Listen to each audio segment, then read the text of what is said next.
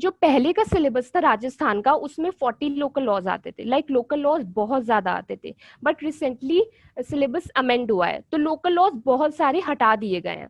अब इससे इसके प्रोज भी हैं, कॉन्स भी हैं। प्रोज कैसे कि अब लोकल लॉज हट गए, आपको ज्यादा लोकल लॉज नहीं पढ़ने हैं। कॉन्स कैसे कि जो सब्जेक्ट्स हैं, जो ये मेजर सब्जेक्ट्स हैं, आईपीसी, सीपीसी, सीआरपीसी, इनको आपको और डेप्थ में पढ़ना होगा, क्योंकि मार्क्स तो कम नहीं हुए हैं, पेपर तो अभी भी वही है, बस इनका वेटेज बढ़ गया, लोकल लॉज का वेटेज कम हो गया है। Okay, so this is the syllabus for law paper 1। It's code for civil procedure, constitution of India, Indian contract act, Indian evidence act, limitation act, specific relief act, transfer of property act, interpretation of statutes, the Rajasthan rent control act 2001। तो आप देख रहे हो Rajasthan rent control act, ये local law आया हुआ है, इससे बहुत सारे क्वेश्चंस प्रीलिम्स में they have asked, so just prepare for this like very well। Then law paper 2, code of criminal procedure, Indian evidence act, Indian penal code, juvenile justice, negotiable instrument act, probation of offenders act, protection of women from domestic violence act, framing of charge, judgment writing। अब basically framing of charge, judgment writing इसमें syllabus में तो है, but ज्यादा question prelims में पूछे नहीं गए हैं इससे।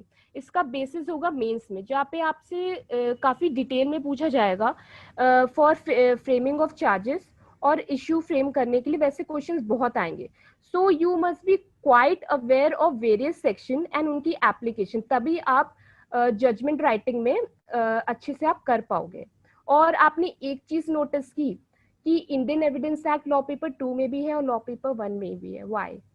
बिकॉज इंडियन एविडेंस एक्ट में कुछ पार्ट सिविल का है, बेसिकली ज्यादा मेजरली जो पार्ट है वो क्रिमिनल का है, बट कुछ पार्ट सिविल का भी है।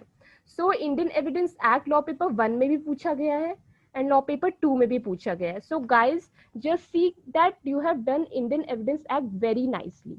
बहुत अच्छे से आपको करके जाना है ये, बिकॉज ये दोनों ही पेपर में इक्वल वेटेज होल्ड कर रहा है, and in same case of main syllabus as well। okay, Hindi proficiency. अब राजस्थान में प्रीलिम्स में 15 मार्क्स की हिंदी आती है, लाइक 15 मार्क्स हिंदी होल्ड्स।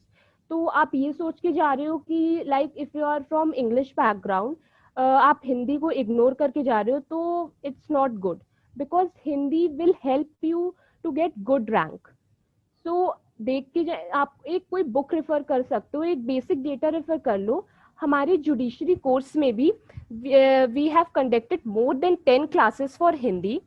सो हमारे वहाँ इतनी ही चीज़ें पढ़ाएगी जितनी लाइक ज़रूरी है जुडिशरी एग्जाम के लिए, क्योंकि आप सिलेबस देख सकते हो, सिलेबस आपको लगेगा 6 to 10 की पूरी हिंदी पूछ ली गई है। तो अब हम एक एक बुक तो रेफर कर नहीं सकते, तो पढ़ना उतना ही है जितना आ सकता है। You have to study selectively. तो आप एक बुक रेफर कर सकते हो राघव प्रकाश की, उसमें काफी अच्छे से भी दिया हुआ है हिंदी का। Like let's go to English. English भी 15 मार्क्स होल्ड करता है प्रीलिम्स में, तो आप इससे भी अच्छे से प्रैक्टिस करो, ग्रामर प्रैक्टिस करो, रेनन मार्टिन यूज कर सकते हो। लॉ सीखो कोर्स में भी there are many pre recorded lectures as in जब हम पढ़ते हैं बुक से, तो उससे जब हम प्री रिकॉर्डेड लेक्चर या कुछ ऐसे वीडियोस देख के पढ़ाई करते हैं, तो वो ज्यादा हम ग्रैप कर पाते हैं, मतलब ग्रैस्पिंग पावर हमारे ब्रेन की वीडियोस के थ्रू ज्यादा होती है। इसलिए we use pre recorded lectures and many more contents for English in a judiciary course. बाकी आप बुक रेफर करना चाहो तो Wren and Martin is an universal book, आप इसे रेफर कर सकते हो। So this is the syllabus for English.